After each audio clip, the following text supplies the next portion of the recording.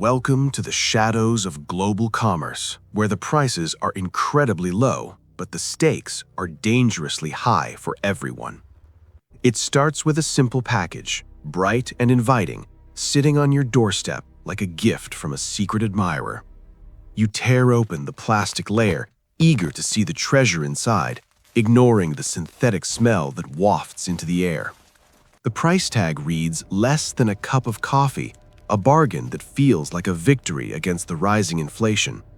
But let us transport you instantly from your sunny front yard to the dark, dusty corners where this journey actually began. Here, speed is the only religion, and the machines never stop humming, stitching together the fabric of a global economic illusion. Behind the machine sits a human being whose time and energy are being traded for pennies to fuel your cheap dopamine hit. The contrast is stark and disturbing. A digital dream world built directly upon the back of physical exhaustion and silent suffering. You hold the shirt up, and for a split second you wonder how it traveled across the world for $3. If we could rewind time, we would see a complex web of logistics, exploitation, and data mining that defines our era. To understand this trap, we must look at the economic reality of 2026, where money loses value every single day. In major cities, the cost of living has skyrocketed, forcing the middle class to seek solace in the arms of discounters. Rent takes half your salary, and groceries take the rest, leaving almost nothing for the things that make you feel good. Yet here is a digital sanctuary where $50 can buy you a whole new wardrobe and a temporary sense of wealth. The math seems simple and obvious to the consumer. Why pay 10 times more for a product that looks exactly the same?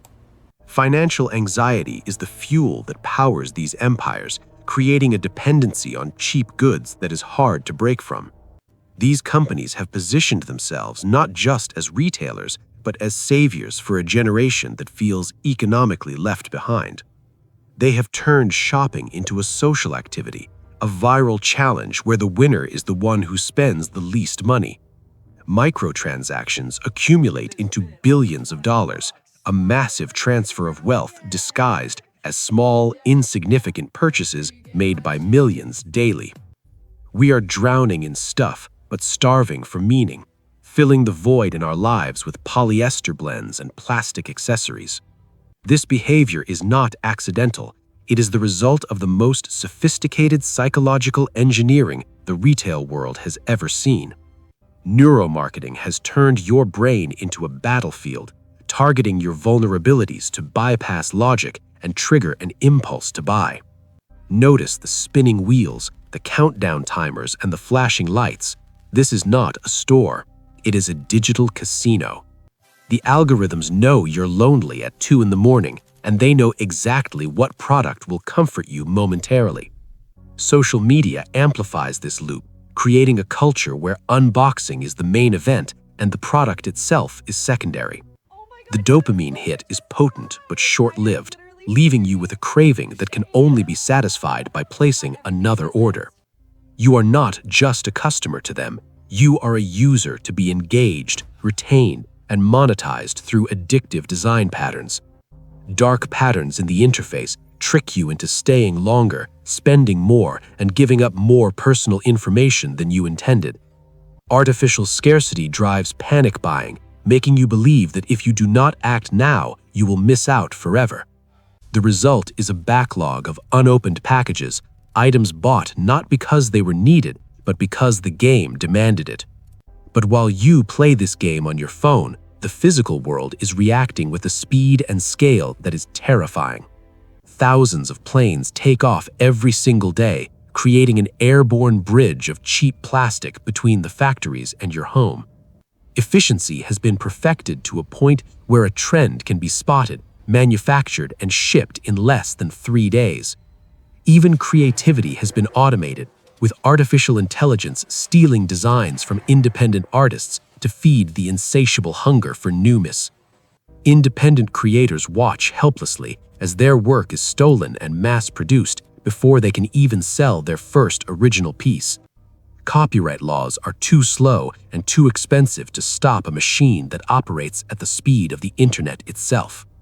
This ultra-fast fashion model requires a manufacturing engine that is vast, relentless, and hidden deep within industrial zones. Time works differently here. Shifts stretch into double digits, and the concept of a weekend is virtually non-existent for workers. 16 hours a day is not an exception. It is the standard requirement to meet the impossible deadlines set by algorithms. For their labor, they receive wages that barely cover survival, trapped in a cycle of poverty that fuels our cycle of consumption. Every second of downtime is penalized, turning human beings into biological components of a relentless manufacturing machine. Safety regulations are often ignored, creating fire traps and health hazards that would be illegal in the countries consuming these goods. The pressure flows downward from the app user to the algorithm to the factory owner and finally to the exhausted worker. It is not just the workers who suffer. Entire communities are poisoned by the toxic byproducts of this unregulated production frenzy. Rivers run with the colors of the season, carrying toxic dyes and heavy metals directly into the local water supply and soil. Travel to the Atacama Desert, where the unsold and discarded dreams of the fashion industry go to die in silence.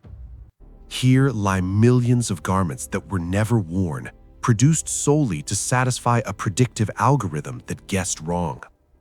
Nature attempts to reclaim the land, but synthetic fibers do not decay. They only break down into smaller, invisible poisons. Microplastics from these cheap fabrics are now found in the deepest oceans, the highest mountains, and even within human blood. We are literally consuming the products we threw away, a toxic cycle that connects our bodies to the factory floor. In Ghana, the beaches are paved with our cast-offs, a textile tsunami that chokes the local ecosystem and destroys livelihoods. Fishermen catch jeans instead of fish, struggling to survive in a world where our fashion waste has replaced marine life. When there is nowhere left to put it, the waste is burned, releasing toxic fumes into the air that children breathe. This is the true hidden cost of that $3 price tag, a debt that is being paid by the planet itself. But the physical waste is only half the story.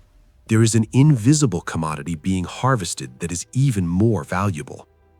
Data is the new oil, and these shopping apps are the most efficient drilling rigs ever invented by the tech industry.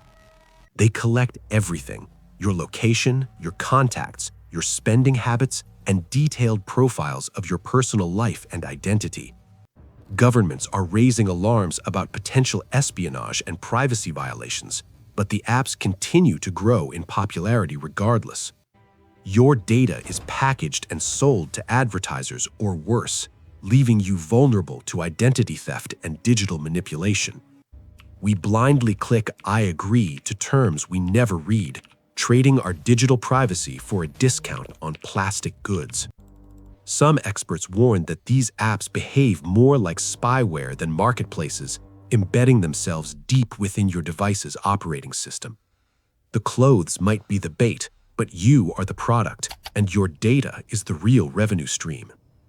We have become puppets in a grand theater of consumption, dancing to the tune of algorithms that know us better than we know ourselves.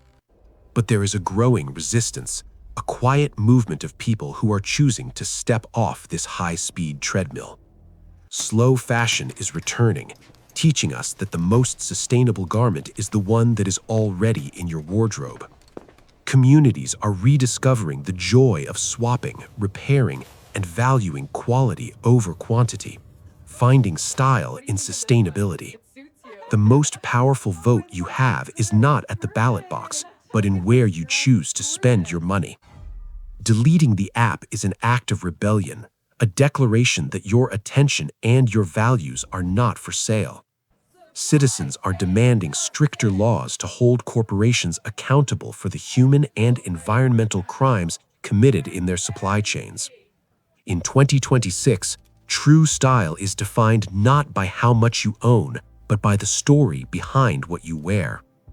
As we reach the checkout counter of this documentary, we are left with a bill that goes beyond money. The real price of cheap goods is paid in melted glaciers, poisoned rivers, exhausted workers, and our own eroded privacy. The choice is yours. Will you keep buying into the illusion, or will you finally start paying the real price? Thank you for watching Hidden Costs. If this opened your eyes, share it. The truth only matters if it is seen. Subscribe for more investigations into the world around us. Until next time, question everything you buy.